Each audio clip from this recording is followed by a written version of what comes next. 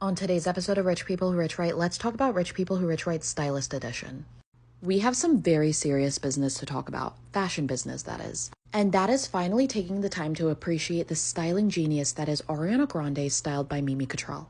We must go over all the looks from The Voice, to Positions, to Wicked, and everything in between. I have to start with the number one style era in my heart and the number one look from this era, and that is The Voice and her in this Miss So He Said. The scream I scrumped when she stepped out in this outfit.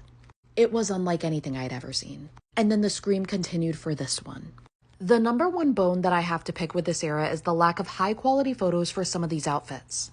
Because why is this the best full body image I'm finding for this look? But when those high quality pics are there, they are absolutely slaying.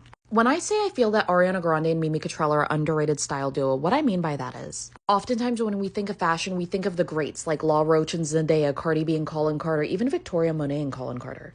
And as I was gathering pictures for this video, I realized that I feel like Ariana Grande and Mimi Cottrell are in that top 5 conversation. This era alone was enough for me, but then as we keep growing to the other areas, it really solidified that for me.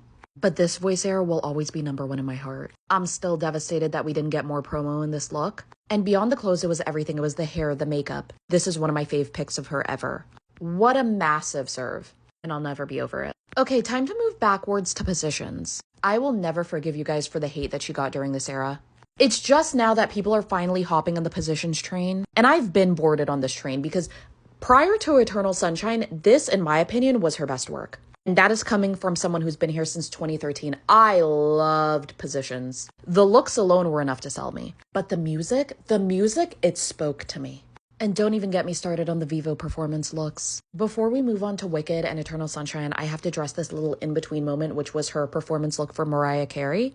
This wasn't talked about enough for me. The red with the blonde, perfection. Speaking of looks that weren't talked about enough, let's jump into the Eternal Sunshine era. Although we didn't get a ton of looks, the ones that we got were strong. Obsessed.